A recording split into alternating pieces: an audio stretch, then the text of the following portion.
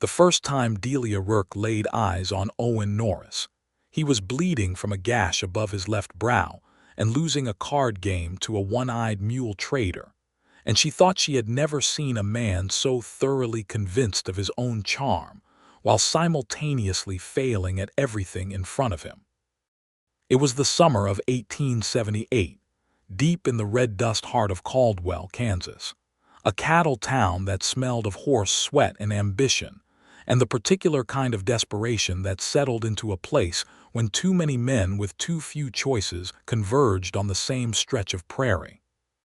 The Santa Fe Railroad had come through 2 years prior, and with it came the drovers pushing their longhorn herds up from Texas, the merchants smelling profit, the gamblers smelling the merchants, and the women who understood that frontier towns needed nurses and seamstresses and cooks and laundresses far more than they ever admitted.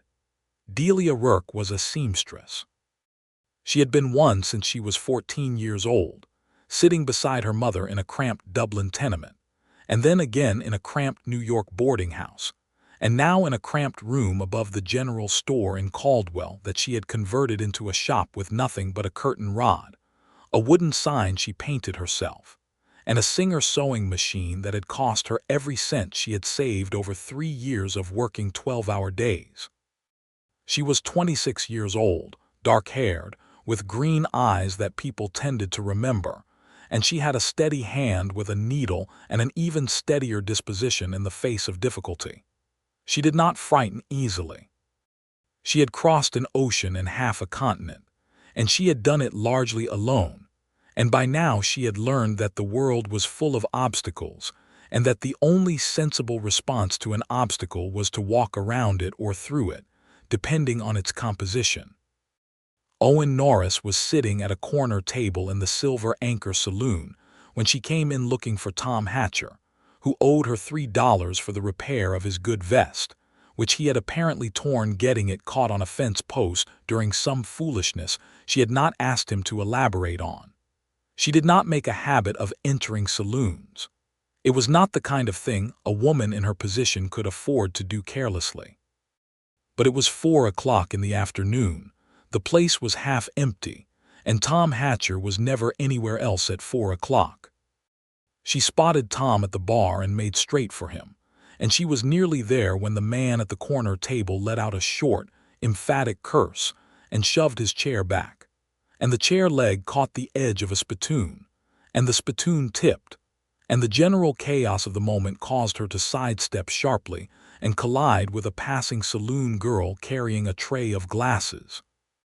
And in the resulting scramble, Delia managed to keep the glasses from hitting the floor by some feat of reflexive grace she could not have repeated on a bet.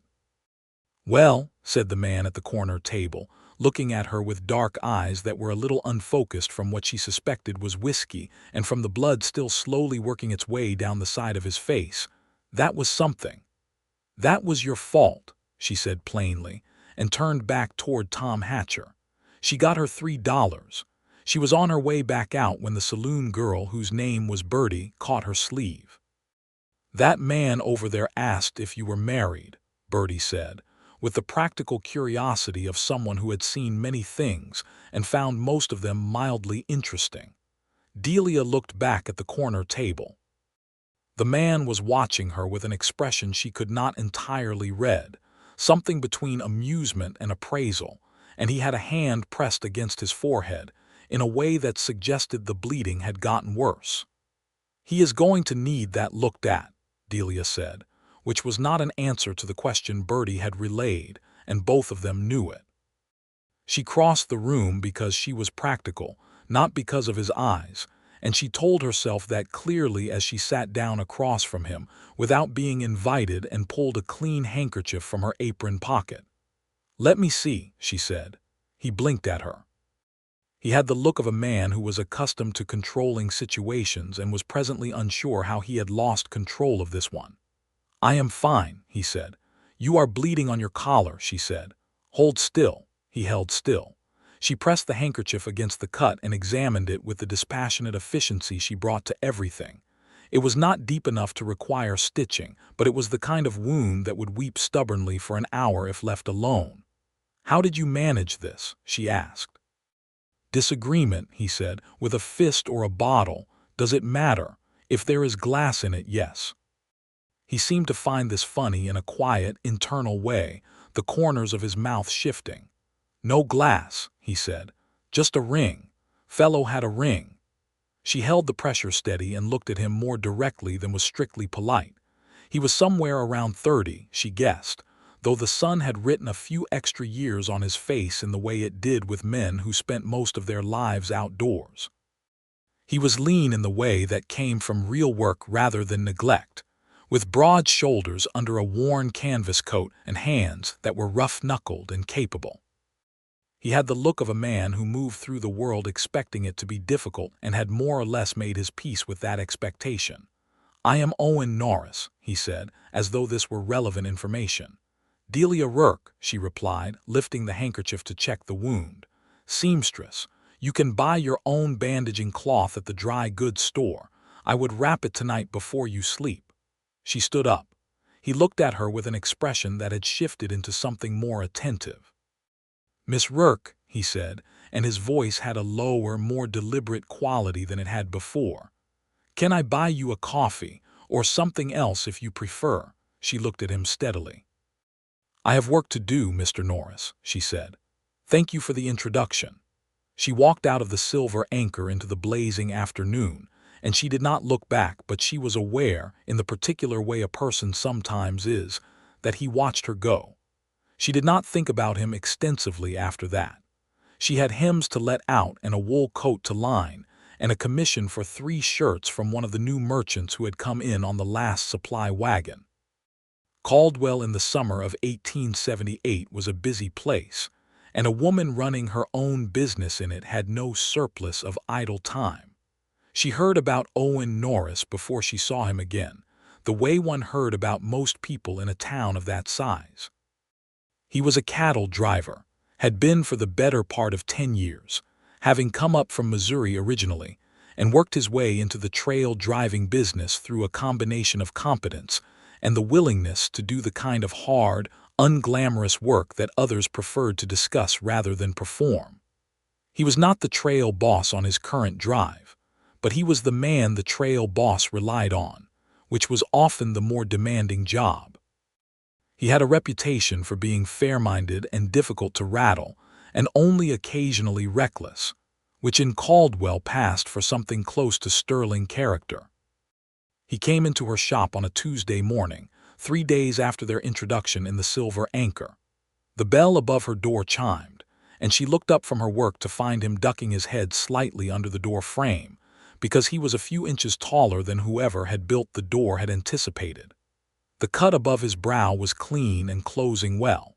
He had dressed better than she had seen him last, or at least more deliberately, with a clean shirt and his hat in his hands. "Mr. Norris," she said, setting down her scissors. "Miss Rourke," he said, "I wanted to return this." He held out her handkerchief. It had been washed and neatly folded, which surprised her and showed on her face enough that he noticed. "I can wash a handkerchief," he said, with a mild defensiveness that was also somehow self-deprecating. "I did not say anything," she said, taking it back. "You look something," he said. She allowed herself a small smile. "I am glad the wound healed well," she said. "Is there something I can help you with? I do alterations and custom work, shirts, coats, riding clothes."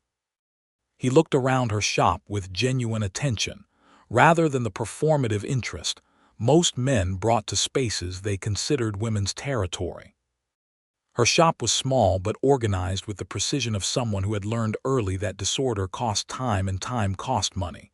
Fabric samples were pinned to one board, finished pieces waited on another. Her sewing machine sat in the light from the window, and beside it a small table held her tools in careful order. "I have a coat," he said, "that needs the lining replaced, if that is something you do." "It is," she said. "Bring it in and I will give you a price." He nodded. Then he stood there a moment longer than was necessary for a transaction that had been completed. "Are you staying in Caldwell long?" she asked, because he was clearly working up to something and she had a coat lining to finish. "Until the next drive heads south," he said. "Maybe 6 weeks, maybe 8. Temporary then," she said. Most things are, he said, and it was not quite flirtatious and not quite philosophical, somewhere between the two in a way that made her look at him more carefully. Bring the coat by tomorrow morning, she said. I will see what I can do. He came back the next morning with the coat, a good quality canvas duster that had been hard used and deserved better treatment than it had received. She turned it inside out and examined the lining, which was shredded at the shoulders and pulling away from the seams along the bottom. She told him the price, which was fair, and he agreed to it without haggling, which she appreciated. He came back to collect it 5 days later, and when she handed it to him, he put it on right there in the shop and turned to look at himself in the small mirror she kept propped against the wall for exactly this purpose. Perfect, he said, which was accurate because it was, and then he smiled at her, and the smile was different from the one she had seen from him before. It was not charming in the practiced way some men's smiles were. It was more like something honest that had escaped before he could measure it. You have a real gift, he said. I have a real skill, she corrected pleasantly. Gifts are what you are born with, skills are what you build. He considered this. Fair enough, he said. He paid her, put his hat on, and then paused at the door. There is a dance on Friday at the Grain Hall, he said. I wondered if you might want to go. She looked at him. Outside her window, the main street of Caldwell went about its business in the golden morning light, dust rising from a passing wagon, 2 men in conversation outside the barber shop, the distant sound of cattle somewhere on the edge of town. I might, she said. He took that for what it was, which was yes, and the smile came back, the real one. 7 o'clock, he said. 7 o'clock, she agreed. He came for her at 7 o'clock on Friday with his hat in his hand and his coat clean, and she came down the outside stairs from her rooms above the shop in a green dress she had made herself, because if you were a seamstress you did not wear anything you had not made yourself if you could help it. The dress was the color of a river in late afternoon, and it fit her with the kind of precision only a person who knew exactly what they were doing could achieve. He looked at her in a way that said a great deal without saying anything, and she thought she liked that about him, that he let things register on his face rather than managing everything into practiced blankness, the way men sometimes did when they were trying to seem impressive.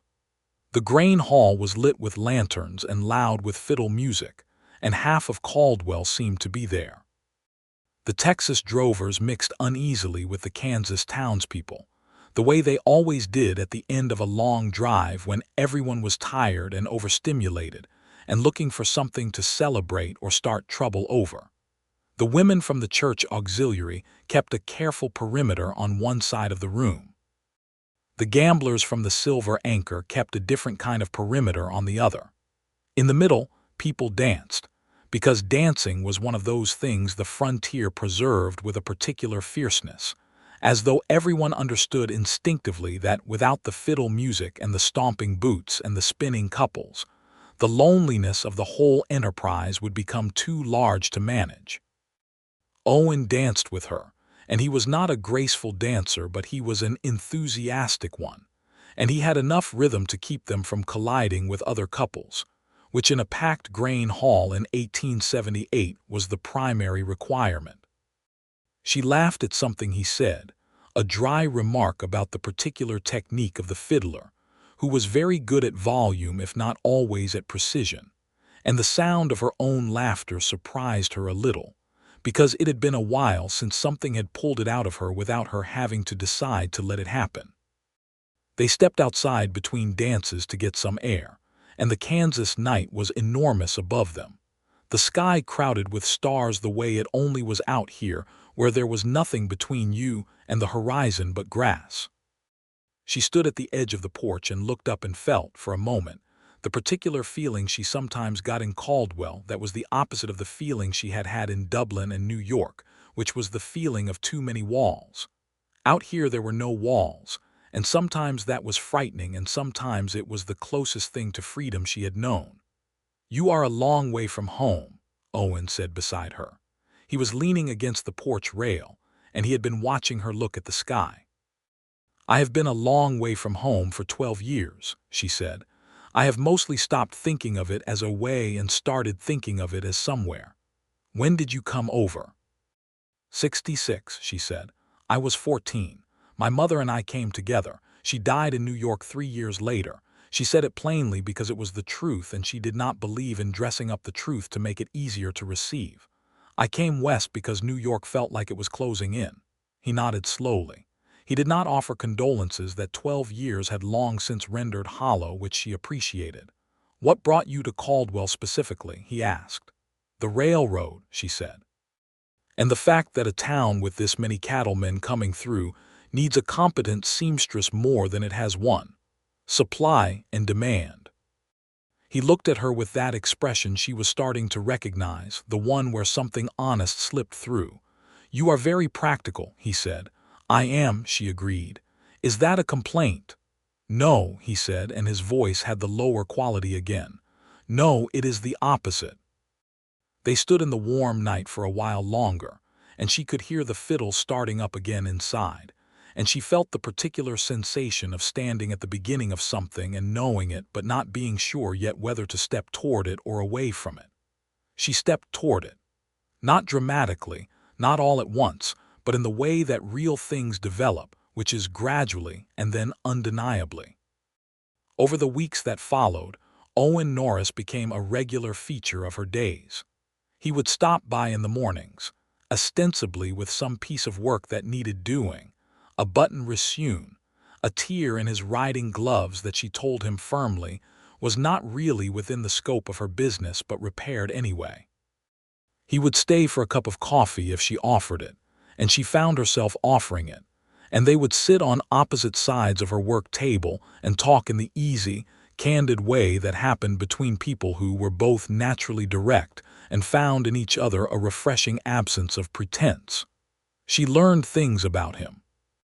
He had grown up on a farm in Callaway County, Missouri, the second of 4 boys, and had left at 17 because the farm was too small for 4 boys and one of them had to go. He had been a wrangler first, then a drover, had worked the Kishom Trail 6 times and the Western Trail twice. He did not own land, did not own much of anything beyond his horse, his gear, and some money he kept in a bank in Abilene, because he had learned early that a man who kept his money in his boot was a man who would eventually lose it in a brawl. He was 31 years old. He had never been married. He stated this last fact with a kind of forward deliberateness that she recognized as a man placing his cards on the table, showing her the hand he was holding before the stakes got too high. She told him things too, about Dublin, about her mother, about the crossing in New York and the years of hard work that had led to the Singer machine and the curtain rod and the painted sign, about the injustice she had witnessed, in the tenements and in the boarding houses and on the trail west, the way certain people were always asked to carry more than others while receiving less in return, and how she had decided early that she would not accept that equation for herself, even if she could not always reject it for others. She talked about the black drovers she had sewn clothes for, men who rode the same trails and did the same work and were paid less and treated worse and had no recourse for it, and how that specific injustice had a way of sitting in her chest like a stone she could not dislodge. Owen listened to this with the attentiveness he brought to anything he considered worth understanding, and he did not offer easy reassurances, and she thought this was the right response.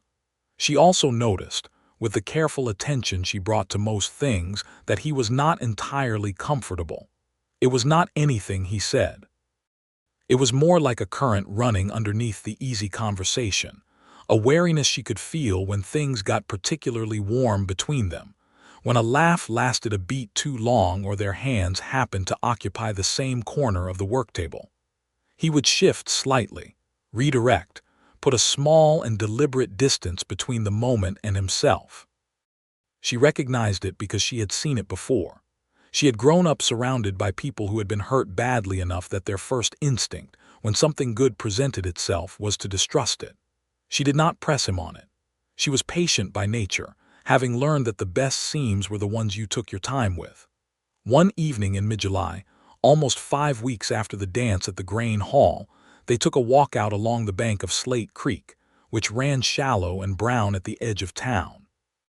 The evening was cooling toward something bearable after another day of brutal Kansas heat, and the cottonwoods along the creek bank threw long shadows across the water. They had been talking about nothing in particular, the comings and goings of the town, a dispute between two merchants that had become briefly and absurdly public, and then the conversation had settled into one of the comfortable silences that had become part of how they were together. Owen stopped walking. She stopped too, because his stopping had a quality to it that said something was coming. "Delia," he said, and the way he said her name with a kind of deliberate weight made her look at him fully. He was looking at the water, and then he looked at her, and his expression was the most honest she had seen on him. "I want to be straight with you." "You generally are," she said. "About something specific," he said. He took his hat off and turned it in his hands, which she had noticed he did when something was uncomfortable. "I am not the marrying kind. I want you to know that. Whatever this is, whatever it has been these past weeks, I am not a man who settles. I am not a man who stays in one place. The trail is what I know and what I am, and I have seen enough men try to change that equation and make themselves and everyone around them miserable doing it." He said it steadily and directly, looking at her the whole time, which she respected even as she recognized that he was expecting it to land like a door closing. She looked at him for a moment. Then she smiled. It was a genuine smile, not unkind, not sharp, just real, and something in it made him blink. "I have heard that before," she said. He stared at her. "Delia, not from you," she clarified. "From others over the years. Men who told me that very thing or some version of it as though it were a condition you were born with rather than a decision you had made." She tilted her head slightly. "And I am still here, Owen. I am not running anywhere. I am not asking you to make me any promises." She paused, and her voice was quiet and completely certain. "I am just saying that I am not going to pretend I do not enjoy your company because you are frightened of something." He looked at her for a long moment. The creek moved past them unhurried. "You are remarkably unimpressed by that speech," he said finally. "It was a good speech," she allowed. "But speeches are not the same as facts." He shook his head slowly. Something in him seemed to have shifted, loosened, like a knot that had been pulled at from the wrong direction for so long that pulling from the right direction was almost disorienting. "What are you suggesting then?" he asked. "I am not suggesting anything," she said. "I am just still here, that is all." He put his hat back on. They stood by the creek in the long summer evening, and the cottonwoods rustled over the water. And after a while they started walking again, and she did not analyze what the walking meant, and neither did he. But something had changed. Not in the facts of what he had said, which remained true as far as it went, but in the air between them, which had lost a particular kind of tension and gained a different kind instead, warmer and less fearful. 2 days later, something happened that changed the shape of things considerably. Delia had a problem, and the problem had a name, which was Harlan Pruitt. Harlan Pruitt had come to Caldwell 6 months before Delia, and had established himself first as a land speculator, and then as the kind of man who made himself difficult to ignore by the simple method of refusing to take no for an answer on any subject. He had been interested in Delia from the time she arrived, with the specific and unpleasant interest of a man who regarded other people primarily as things to be obtained. He had offered to buy her shop twice, with the implication that if she sold it she would need somewhere else to be, and somewhere else to be could be with him. She had declined both times clearly. He had not been deterred. The problem reached its head on a Wednesday morning when Pruitt came into her shop while she was alone, before the street traffic had properly started for the day, and he was drunk, which was unusual for so early in the morning, and made him less careful than he usually was about the veneer of respectability he typically maintained. He said things she did not repeat afterward in detail. He moved toward her in a way that required her to put the worktable between them and keep it there. She was not panicking, because she was not a woman who panicked easily, but she was frightened in the cold, focused way that was actually more dangerous than panic, because it was perfectly clear-eyed. She had a pair of heavy fabric shears in her right hand, and she held them without raising them, because she had learned that sometimes what you held was less important than how you held it. The bell above the door chimed. Owen came in with the easy step of a man who had walked through that door a dozen times, and then he stopped and read the room in the space of 1 second, because he was a man who had spent years in situations where reading a room correctly was a matter of survival. "Prout," he said. His voice was perfectly level. Prout turned around. He was a heavy-set man with a reddened face and the particular belligerence of someone who had convinced himself that he was owed more than he was getting by the world. He looked at Owen with the assessment of a man trying to determine whether there was a fight to be had and whether he could win it. He could not. Even drunk, he had enough sense to understand that. Owen Norris had not achieved his position on the trail by being someone who could be faced down easily. "This is a private conversation," Prout said, with the diminished conviction of a man who had already recalculated. "The door was open," Owen said. "Miss Rourke, do you want him here?" "No," she said. That was enough. Owen held the door open and looked at Prout with an expression that was not aggressive but that made the available options very clear. Prout left because he was a bully, and bullies, when confronted with an obstacle that would not move, generally found another direction. He would not forget it and he would not be happy about it, but he left. When the door closed, Owen turned to her. She had set the shears down. "Are you all right?" he asked. "Yes," she said. It was true. She was shaken in the aftermath way, the way you were once the focused fear released into adrenaline, but she was not hurt and she was not undone. "Thank you." "Has he done that before?" Owen asked. His voice was still level, but there was something underneath it. "Not like this," she said. "He has been persistent. This morning was different." She looked at him steadily. "I was managing." "I know you were," he said, and the way he said it, without qualification or patronizing relief, made her trust him a degree more than she already had. He stayed that morning.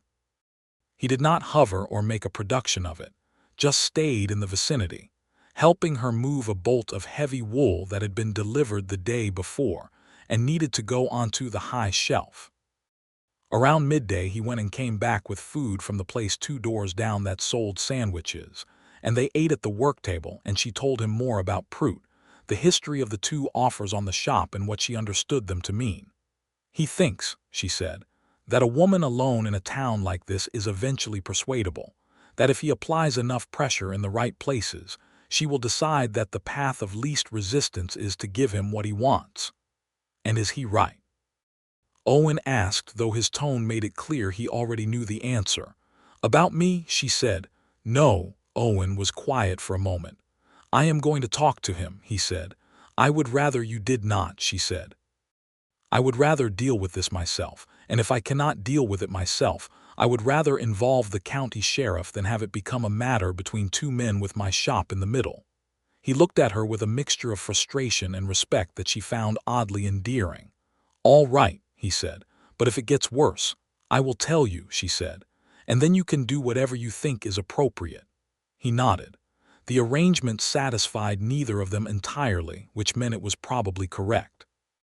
As it happened, the matter of Harlan Prout resolved itself through an avenue neither of them had predicted.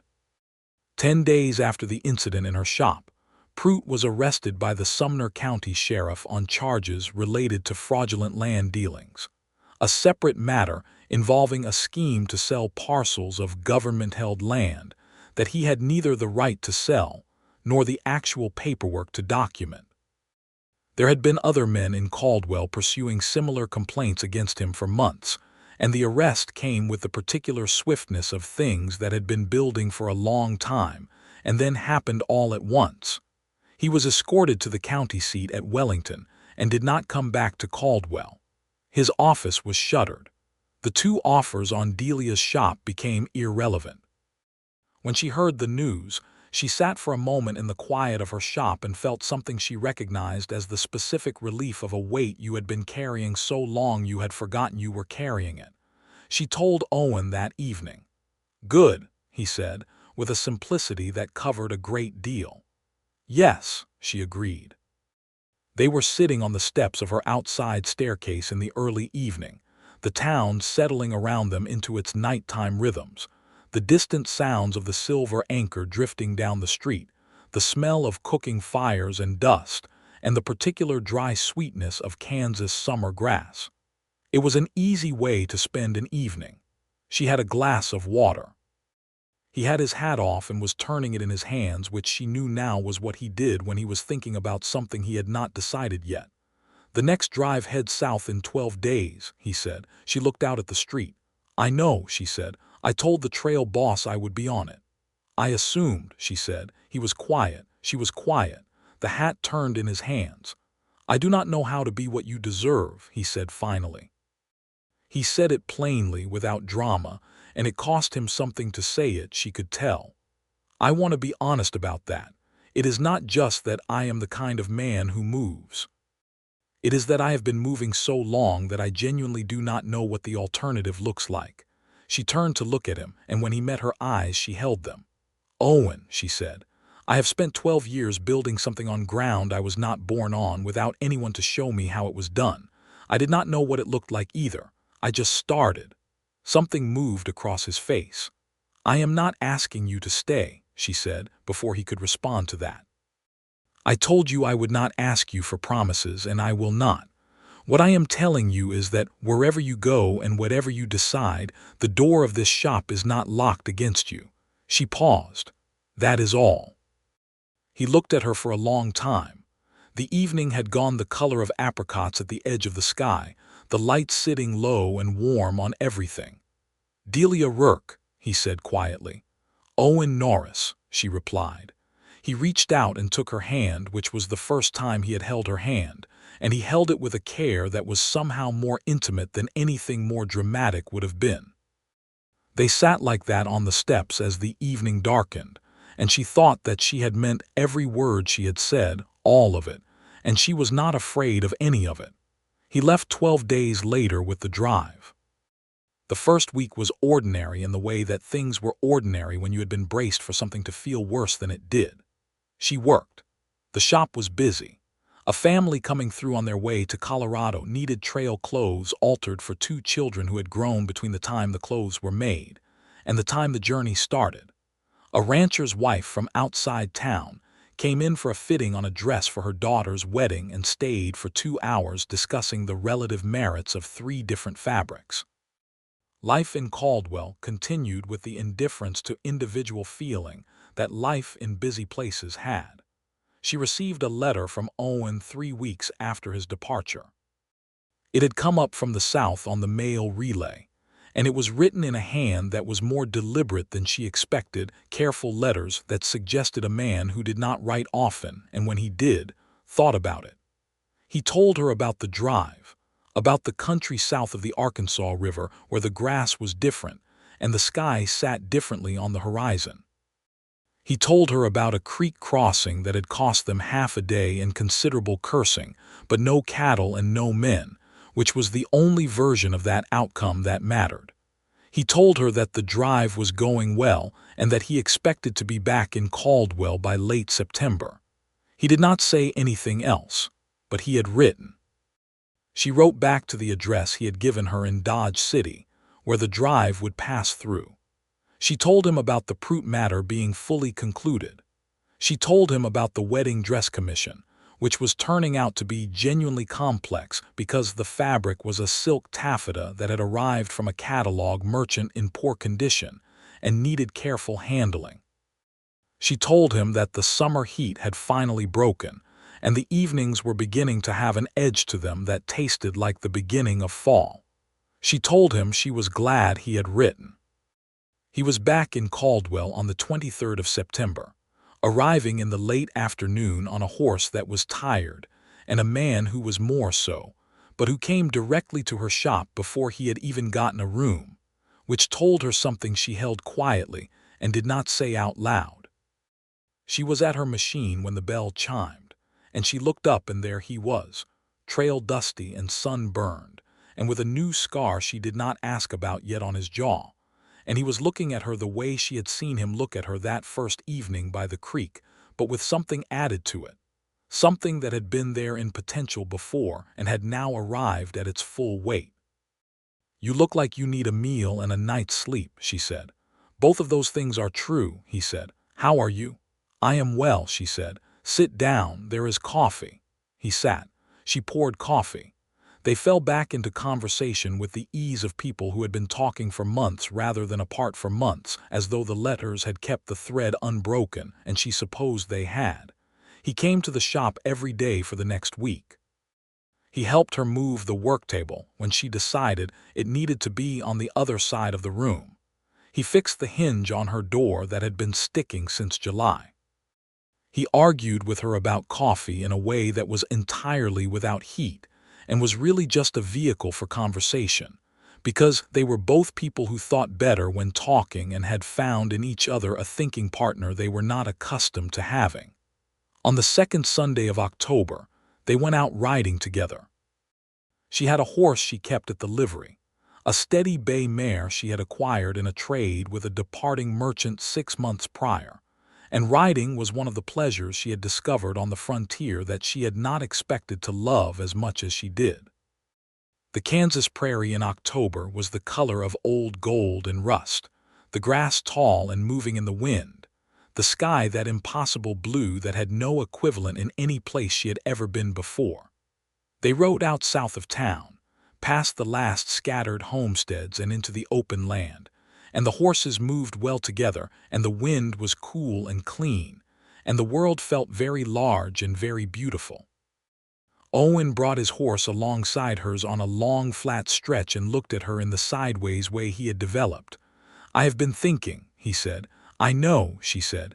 "You get a particular look." He almost smiled. "What look?"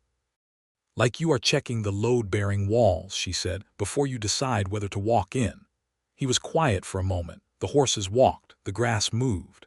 "I went south on that drive," he said, "and I thought about what you said, about starting, about not knowing what something looks like but starting anyway." He stopped. He tried again.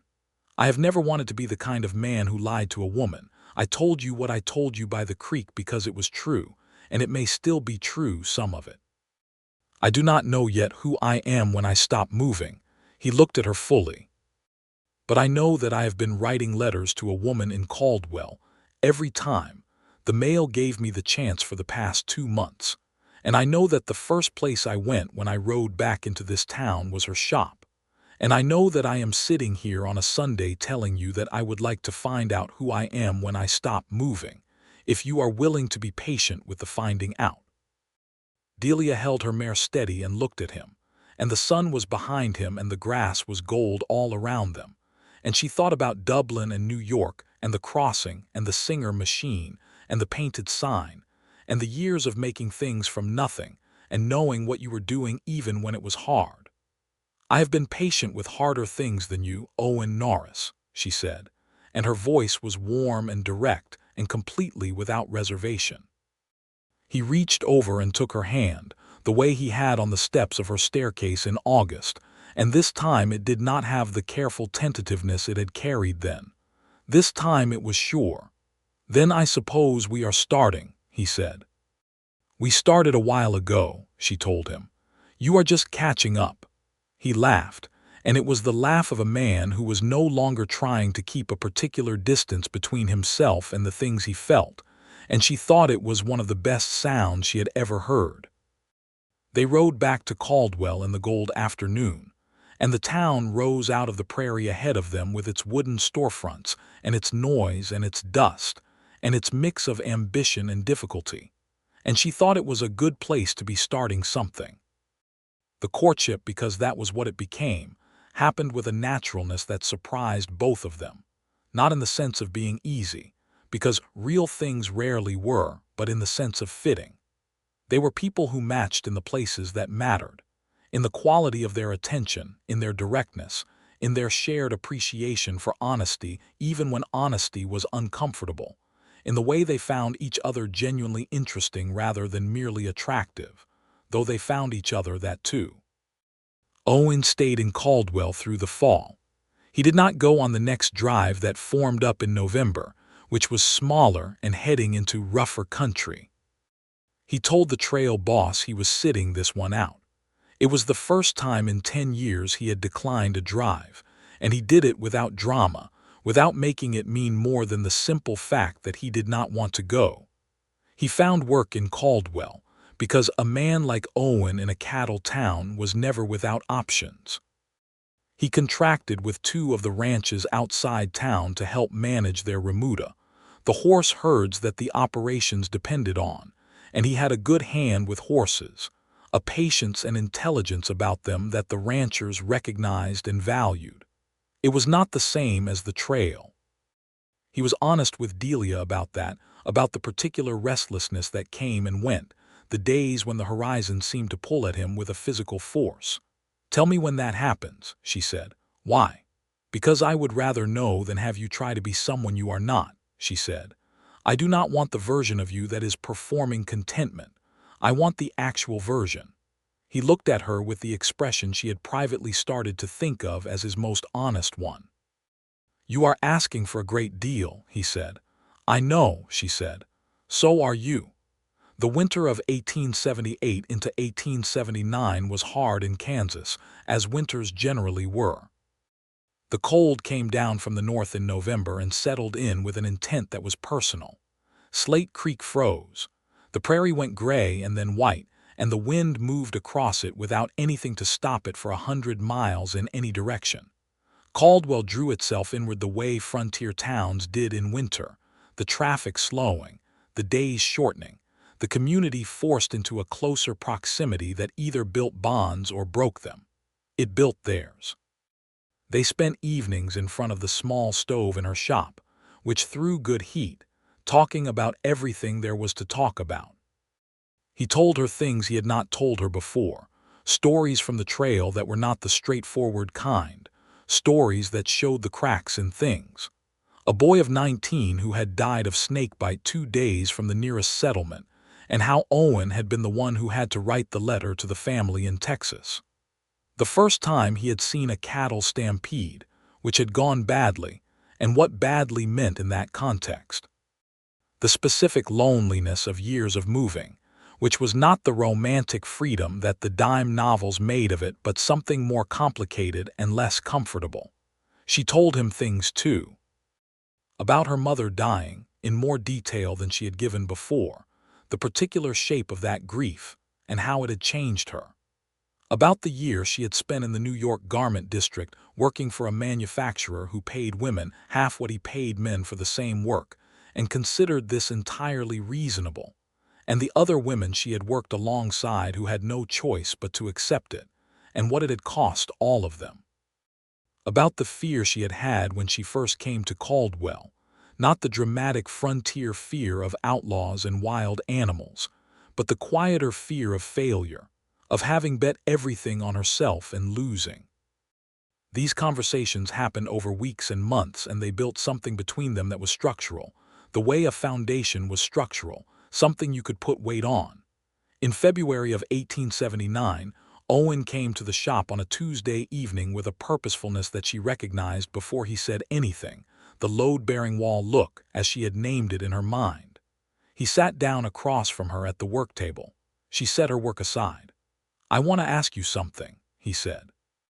"All right," she said. He reached into his coat pocket and set a ring on the work table between them. It was not elaborate, a simple band of gold with a small inset stone, turquoise, blue-green, and clear. He had bought it from a silversmith who had come through with a wagon of goods from New Mexico, and it was the kind of ring that was made by someone who cared about the craft rather than someone trying to impress through expense. "I told you I was not the marrying kind," he said. His voice was steady, but she could hear the depth underneath it. "And you told me you had heard that before, and you stayed." He looked at her, and everything he felt was right there on his face, unhidden. "I have spent the last 8 months figuring out who I am when I stop moving, and the answer turns out to be, I am a man who is in love with Delia Rourke." He paused. "I would like to know if you would marry me. Not because I have decided I was wrong about myself and everything is simple now. I am still the man I was, but I am also this. Both are true, and I want to be this with you more than I want to be anything else." She looked at him across the work table, and at the ring, and outside the window the February wind was moving through Caldwell with its cold authority, and the stove was warm behind her, and she thought about the 14-year-old girl on a ship in the North Atlantic and the woman she had made of herself since, and she thought this moment was as real and as solid as anything she had ever built. "Owen Norris," she said, "the answer is yes." She picked up the ring and put it on her own finger, and the turquoise caught the lamplight and went blue and green at once. "Now come and eat something. I made soup." He sat there for one more moment, looking at her with an expression that was almost wondering, like a man who had walked through a door he had been standing in front of for a long time and found the room inside exactly as good as he had hoped. Then he smiled, the real smile, the one that escaped before he could measure it. "You are remarkable," he said. "I am practical," she replied. "The soup is getting cold." They were married in April of 1879, in the small church on the north end of Caldwell's Main Street, by a minister who had come out from Wichita on the regular pastoral circuit, and who performed the ceremony with a simple directness that suited both of them. The church was not large, and the ceremony was not elaborate. Delia wore a dress she had made herself, a blue-gray wool crepe that fit her exactly as she wished and that she had spent 3 weeks on, because if she was getting married, she would be married in something worthy of the occasion. Owen wore his cleaned and pressed good coat with the new lining, the first piece of work she had done for him. Bertie from the Silver Anchor was there, and Tom Hatcher, and the rancher's wife who had commissioned the wedding dress the previous summer and had become, over the months, something approaching a friend. 2 of the drovers Owen had worked with for years came in from the cattle operations outside town. It was a small gathering of people who were genuinely glad for them rather than a large gathering of people performing gladness, and Delia thought it was exactly right.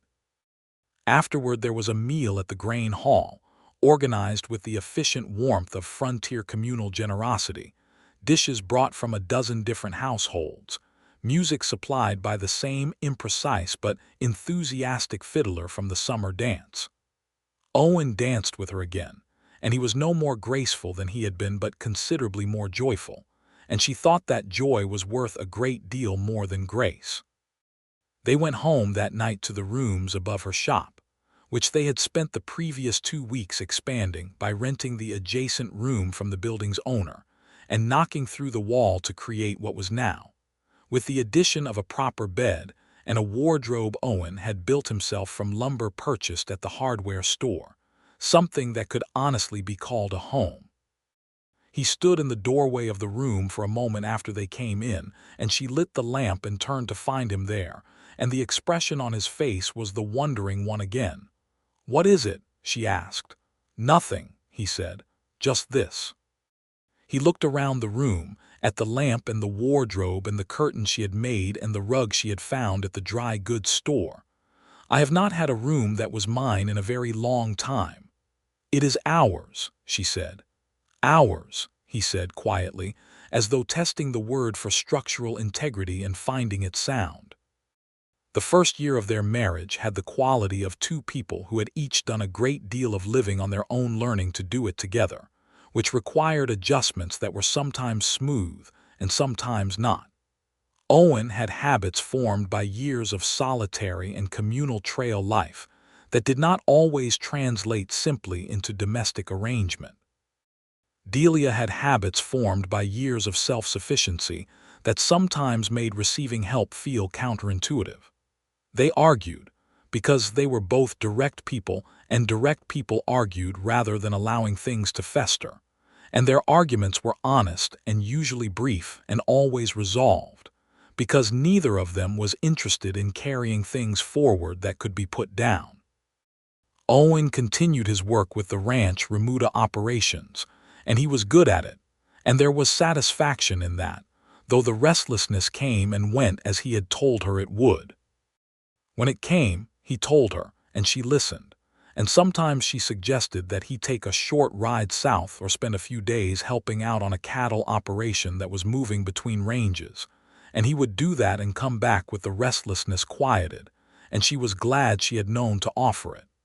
In the spring of 1880, when Delia was 28 years old and Owen was 33, they learned she was expecting a child.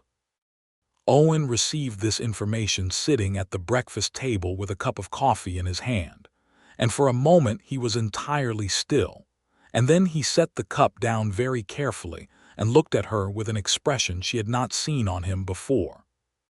"We are going to have a child," he said. "That is what the doctor says," she confirmed. He was quiet for another moment. Then he got up from the table and crossed the room and put his arms around her with a careful, encompassing gentleness that made her close her eyes. "I am going to be someone's father," he said against the top of her head. "You are," she said. "I have absolutely no idea how to do that," he said. "Neither did I know how to run a shop," she said, "and here we are." He held her a little tighter. She felt him breathe. They had a son in November of 1880. Born in their rooms above the shop with the assistance of the town's doctor and a neighbor woman who had brought 3 children of her own into the world and possessed a practical steadiness in a birthing room that was invaluable. The labor was long but concluded well. The boy was healthy and loud, with dark hair, and eyes that the doctor said would likely settle their final color over the following months. Owen held him with the concentration of a man handling something infinitely precious and slightly terrifying. "He is very small," Owen said, his voice hushed. "He will get bigger," Delia said. She was tired in a way that went all the way down, but she was looking at Owen holding their son with an expression she did not attempt to moderate. "What do we call him?" Owen asked. They had discussed names but not settled on one, and she had privately thought the right name might only become clear once she saw the child. "James," she said. "James Rourke Norris." Owen looked down at the baby in his arms, and then he looked at her, and his eyes were bright with something he did not try to hide. "James," he said. "Hello." The baby, as if in response, made a small, emphatic sound and gripped Owen's finger, which happened to be within reach, and held on with the determined strength that newborns had that always surprised people who expected them to be only fragile. Owen looked at his son holding his finger, and he did not say anything for a long moment, and Delia watched his face and thought that she was watching a man become someone different, not less himself but more, the way things became more when you added something genuine to them.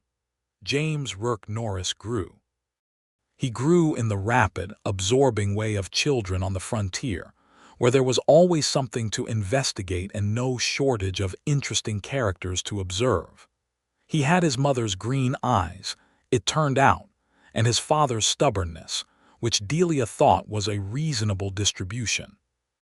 Owen was, as it happened, a natural father in ways he had not anticipated, and neither had she. Not in the performative sense of a man who understood the theory of fatherhood, but in the practical sense of a man who paid attention. He was patient with the baby's needs and the toddler's relentless questions, and the small boy's determination to be included in everything Owen was doing, however inconvenient the timing. The shop prospered. Delia had hired a girl, Clara, who was 17 and quick-handed, and had come to Caldwell with her family and needed work. And Clara learned with the eagerness of someone who understood that a skill was a form of independence, which Delia told her directly and often. With Clara handling the straightforward alterations and simple repairs, Delia had more time for the complex commission work, the wedding dresses and the tailored coats, and the fine work that required her particular expertise and commanded the prices that made the ledger balance healthily. Owen, in the 3rd year of their marriage, made a decision that had been building for a while. He told her about it on an evening in the early spring of 1882, when James was 16 months old and had been put to bed, and they were sitting at the table together in the way they had made a habit of doing in the evenings, the lamp between them and the town quiet outside. "I have been talking to Ben Hartwell," he said. Ben Hartwell was one of the ranchers outside Caldwell whose remuda Owen managed. He is looking to sell the north portion of his land, about 300 acres. It is good grass with a year-round creek, and it has the bones of a horse operation already there from when he was trying to breed stock horses 3 years ago. He gave that up, but the infrastructure is still there. Delia looked at him. "I want to buy it," Owen said. "I want to run horses, breeding and training, quality stock for the ranches and the farms. There is a real market for it, and I know horses well enough to do it properly." He paused. "It would mean buying land, which is something I told you I had never done and never thought I would. It would mean staying." She kept her eyes on him. "Do you want to stay?" she asked, because this was the question that mattered. "Yes," he said. He said it without hesitation, which after 3 years she knew was meaningful. Owen Norris did not say things he was uncertain of without the uncertainty showing. "I want to stay, not because I have killed the part of me that moved, but because I have found something worth staying for, multiple somethings." He glanced toward the room where James was sleeping. "And because when I think about the alternative, which is getting back on the trail and leaving all of this, it does not feel like freedom anymore. It feels like loss." He looked at her directly. "I have been honest with you about everything else. This is also true." She reached across the table and put her hand over his. "Then let us buy the land," she said. "The money I have saved," he began. "And I have savings too," she said, with the practical simplicity of a woman who had been managing her own finances since she was 17. "We figure out what we have and what we need, and we make it work. That is what we do." He turned his hand under hers and held it. 300 acres, he said. "It is a start," she said. They bought the north parcel from Ben Hartwell in June of 1882. The price was fair because Hartwell was an honest man, and because Owen's years of reliable work for him had built a foundation of mutual respect that made the negotiation straightforward. They paid part in cash from their combined savings, and arranged the remainder through a bank loan that the banker in Caldwell, who had watched Delia's shop survive and grow for 4 years, extended with a confidence in their reliability that was gratifying. The land was beautiful in the Kansas way, which was the way of bigness and openness and grass that moved like water in the wind. The creek Hartwell had mentioned was real and reliable, running along the eastern edge of the property, with the particular permanence of water that had been finding its way through the same channel for centuries before anyone had thought to measure it.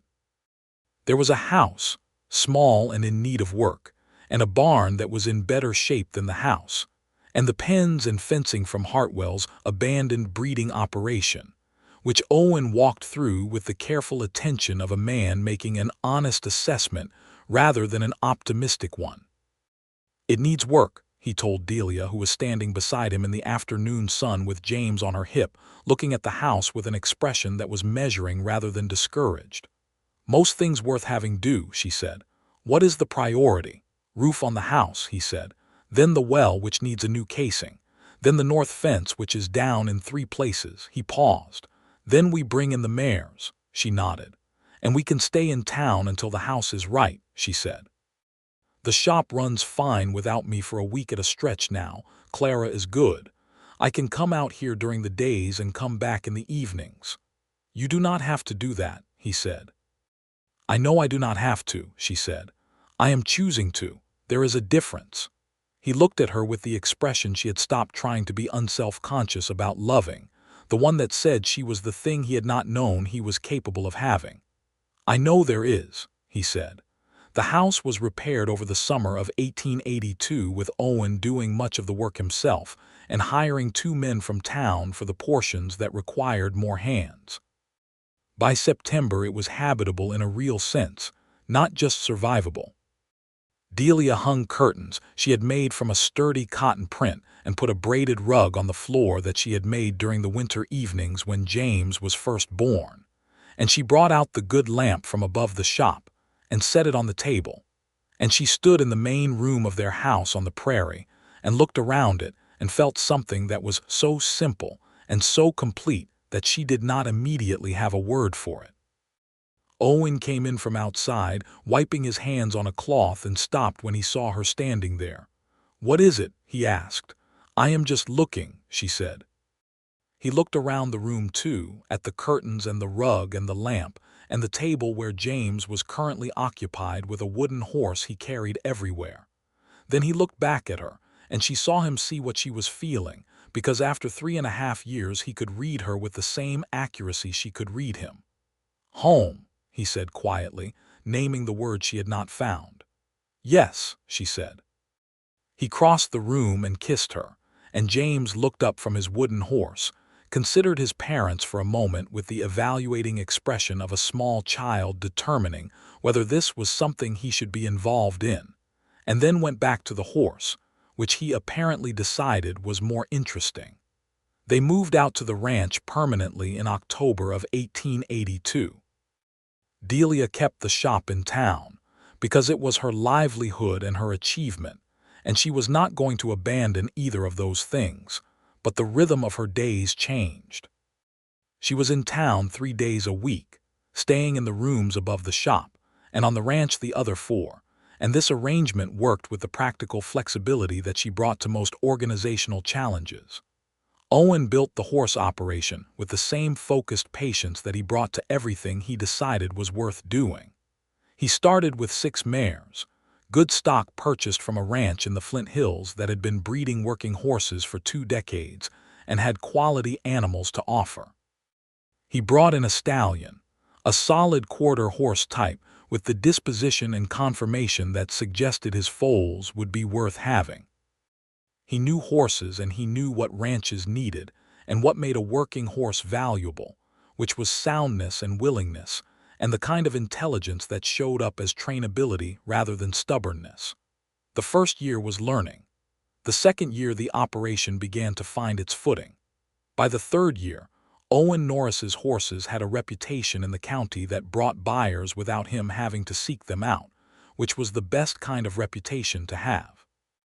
Clara had long since become not just Delia's employee but her apprentice in the fuller sense, a young woman who was developing her own real skill, and who Delia took a genuine satisfaction in watching grow in competence and confidence. Delia gave her a fair wage and taught her everything she knew about the business side as well as the craft side, because a skill was only half the tool, knowing its value was the other half. James learned to ride before he could write his own name, which was not unusual for a child growing up on a horse ranch in Kansas in the 1880s. He was a serious, observant boy who had opinions about horses before he was 4 years old, and expressed them with a precision that made Owen laugh and Delia shake her head in affectionate exasperation. He followed Owen around the ranch with the devotion of a child who has decided that the most interesting person in his world is the one he intends to learn everything from. And Owen, who had grown up in a household of brothers where the attention of a thoughtful, devoted child was not something he had experienced, found it moved him in ways he had no adequate words for. In the summer of 1884, James was 3.5 years old, and Delia was expecting their second child. This pregnancy was easier than the first in some ways and more complicated in others, as second pregnancies sometimes were, and there were weeks in the middle of it when she was tired in a way that was different from ordinary tiredness, and she could not push through it by will alone, which was a lesson in itself. Owen noticed, of course, because he noticed everything that concerned her, and he adjusted without being asked, taking on more of the household tasks, bringing James to the ranch work in the mornings so that she could rest, making the coffee and the meals on the days when she had no energy for it. "You do not have to do all of this," she told him one morning when she found him at the stove with James on a stool beside him, both of them engaged in the solemn project of frying eggs. "I know I do not have to," he said, looking at her with a mild smile that echoed her own words back to her. "I am choosing to." She sat down at the table and looked at the two of them, and felt the particular richness of that moment, the ordinary, extraordinary morning light coming through the window she had hung curtains in, and the man at the stove and the small boy beside him, and the life she had built from the ground up in a country she had not been born in and had made entirely her own. "Point taken," she said. Their second child was born in October of 1884, a girl this time, with Owen's dark hair and what the neighbor woman who assisted the birth declared were definitely Delia's green eyes, though at 3 days old the evidence for this was still preliminary. They named her Margaret, after Delia's mother, and the naming of her was one of those moments that carried more weight than anyone who had not been through it could fully appreciate. The way a name was both a gift and a return, a way of bringing someone you had lost into the future with you. Owen held Margaret the way he had held James, with the concentrated tenderness of a man who still found this particular act almost more than he could accommodate without it showing on his face. "Hello, Margaret," he said softly. James, who was standing on a footstool to achieve a vantage point, examined his new sister with the critical attention of someone evaluating a new animal for the herd. "She is very small," he said. "You were very small," Owen told him. James considered this and appeared skeptical, but did not press the point. The years that followed were full in the way that good lives were full, not without difficulty or grief, or the ordinary friction of two people making a shared life, but full in the sense of substance, of days that had real things in them. The horse operation grew to the point where Owen had to hire 2 permanent hands, which meant the ranch employed people and contributed to the community in the way that functional local enterprises did. Delia's shop continued to thrive. Clara married in 1885, a decent man from a ranch east of Caldwell, and Delia hired a second girl to assist and found in her a similar quality of quick intelligence and willingness. Caldwell itself changed through the 1880s, as the frontier towns all changed with the advancing railroad and the slow domestication of the land that had seemed so wild a decade before. The great trail drives began to diminish as the Kansas quarantine laws restricted Texas cattle coming north, and the open range gave way to fenced ranches. The wildness of the cowtown years, with its particular mix of freedom and danger, receded into something more ordered. Some people mourned it. Delia did not, or not entirely, because she had seen both sides of the wildness and the order had things to recommend it. Owen told her once in the winter of 1886 that he had ridden out to the south of their property in the late afternoon and had sat on his horse looking at the horizon for a long while. "Did it pull at you?" she asked. She asked it without anxiety because she had learned over the years that the question deserved to be asked honestly and received honestly. He thought about it. "A little," he said. "The way a familiar song pulls at you. You remember what it felt like to be the age when you heard it first." He looked at her. "But I am not that age anymore, and the song is not the only music there is." She looked at him and thought about the man she had met bleeding in the Silver Anchor, so certain of his own itinerant nature, so committed to the story he had made of himself. She thought about the creek bank and what she had said and how she had smiled, and that she had heard it before, and that she had stayed. And she was glad with a completeness that had no conditions attached to it that she had stayed. "Good," she said. In the spring of 1887, James was 6 years old and attending the schoolhouse that Caldwell had established on its north end, and Margaret was 2.5 and had Owen's stubbornness and Delia's green eyes in confirmed combination, which made her formidable even at that age. Delia had been working with the other women in town on a petition to the county commission regarding the wages paid to the women who taught at the schoolhouse, which were notably lower than what a male teacher would have received for the same position. And the commission had initially declined to act on it, and she had drafted a second petition and was preparing a third, because she had learned early that the first refusal was rarely the final word if you were persistent enough and made your case clearly enough. Owen attended the third petition meeting with her, which surprised some of the other women, though it did not surprise Delia, because she had told him what she was doing and he had said he would like to come. One of the women in the group, a Mrs. Alderton, expressed her surprise. "It is unusual," Mrs. Alderton said carefully, for a husband to be involved in this kind of thing.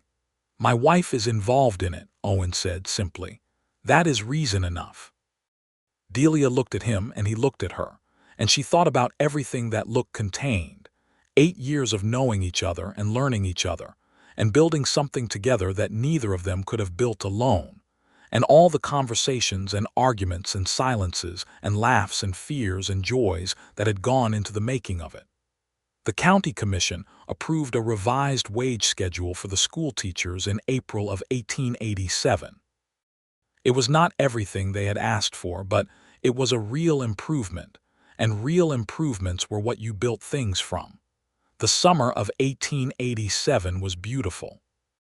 The ranch was productive, and the shop was doing the best business it had ever done, and James had learned to read with a speed that his teacher described as unusual, and had developed, alongside his interest in horses, an equally powerful interest in the books that passed through Caldwell with various travelers, and that Delia and Owen collected with the deliberate intention of making sure their children grew up in a house where reading was treated as the essential thing it was. On a July evening, when the heat had broken toward a cooler dusk and the prairie grass was moving in the long light, Delia and Owen sat together on the porch of the ranch house. James was inside at the table with a book. Margaret had been put to bed after a day of considerable energy expenditure that had exhausted everyone in her vicinity. The horses were in the pasture, and the sound they made, the quiet, occasional sounds of horses at rest, was one of the most peaceful sounds Delia had come to know. Owen had his arm around her and she had her head against his shoulder, and the sky above the Kansas prairie was doing what it did in the summer evenings, turning colors that had no adequate names, going from blue to gold to something between rose and fire, and then settling into the deep, star-crowded dark. "I want to ask you something," she said. "All right," he said. "Are you happy?" she asked. She asked it directly because it was the kind of question that deserved directness. He was quiet for a moment. She did not interpret the quiet as hesitation, because she knew his silences by now, and this was the kind that was genuine thinking rather than avoidance. "Yes," he said. He said it with the steadiness of a man who had checked the foundation carefully and found it sound. "Not in the way I thought happiness would look when I was 20 and thought I knew what I wanted. Simpler than that, and bigger." He paused. "I did not think I was capable of this," he said. "Of this specific thing, this life. When I told you by the creek that I was not the marrying kind, I believed it. I want you to know that. I was not performing a kind of false modesty or running some strategy. I genuinely thought that was the truth about myself." "I know," she said. "You always knew," he said with a slight wonder. "Not always," she said, "but I could see that the truth about you was larger than the story you had made of yourself. That is all." She paused. "People do that. They live through enough difficulty that they make a story about who they are that explains the difficulty. And then sometimes someone comes along who makes it possible to put the story down." He pressed his lips to the top of her head. "You are remarkable," he said, which was what he had said the night she told him yes, and the saying of it again after all these years had the weight of something that had only become more true with time. "I am practical," she replied, as she always did. He laughed. The sound of it went out into the Kansas evening, into the grass and the last of the light and the star-beginning dark. James came out onto the porch with his book under his arm and looked at his parents with the evaluating expression he had worn since infancy. "What are you doing?" he asked. "Sitting," Owen said. "Can I sit too?" "Of course," Delia said, and James settled on the step at their feet and opened his book again, bending close to catch the last of the light. And the three of them were there on the porch as the first stars came out and the horses moved quietly in the pasture, and the creek made its small, constant sound along the eastern edge of the land they had made their own. A year later, in the autumn of 1888, Delia discovered she was expecting again, which was a surprise in the pleasant sense. She was 36 years old, and the doctor was careful with his assessment, but he was also honest that the pregnancy appeared to be proceeding well, and she was healthy, and he saw no reason it should not continue to do so. Owen received this information with the same stillness he had brought to the first news of James, and then he smiled, and the smile was the old one, the real one that escaped before he could measure it, and she thought she would never stop being glad to see it. "Another one," he said. "Another one," she confirmed. "James will have opinions," he said. "James always has opinions," she agreed. "Margaret will be thrilled," he said. "She has been telling the horses about siblings. I think she would like more," Delia laughed. "She has been telling the horses." "At considerable length," Owen said. "She is very persuasive." Their third child was born in May of 1889 in the ranch house, the house with the good roof and the well with the new casing and the curtains she had made from cotton print and the lamp on the table. A boy again, solid and loud from the first moment, with his father's dark hair and what appeared to be, as the weeks settled into themselves, his father's brown eyes. "Robert," Delia said, when Owen asked about the name. "Robert James, after your father." Owen's father had died the winter before, in Missouri, and Owen had gone back for the funeral, the first time he had been to Callaway County in over a decade, and had come back quieter and more settled in some way that she understood as grief completing something rather than undoing it. He looked at the baby and then at her, and she saw everything that was in him, the man by the creek who had warned her away and the man who had learned to stay, and all the years between, all the miles and all the conversations and all the mornings. "Robert James," he said. He held the baby and he looked at Delia and his voice was quiet. "Thank you," he said. "For what?" she asked. "For staying," he said. "When I told you to have good sense and not for staying." She reached up and touched his face, the face she knew as well as she knew her own work, every line of it familiar and still capable of being interesting. "I told you," she said. "I had heard that before." He smiled. "You did, and I am grateful every day that you had heard it before, that you knew what it meant and what it did not mean." "It meant you were frightened," she said. "It meant I was frightened," he agreed. "Most good things are frightening," she said. "That is not a reason to walk away from them." Robert James Norris grew in his turn, and the ranch house that had once been 2 rooms with work to do was expanded, as the children grew, to accommodate the reality of a family that filled space with life. Owen built the addition himself, with James helping in the capable way that a boy of 8 and then 9 and then 10 could help, holding things and passing tools and asking the questions that made Owen explain each step, which made Owen think about each step more carefully, which was its own reward. Delia kept the shop. She was still there 3 days a week in 1890 and in 1891, and she had expanded it by then to include not just the seamstress work but a small dry goods section for fabric and notions, because the demand was there, and the space had become available when the adjacent merchant moved to a larger building.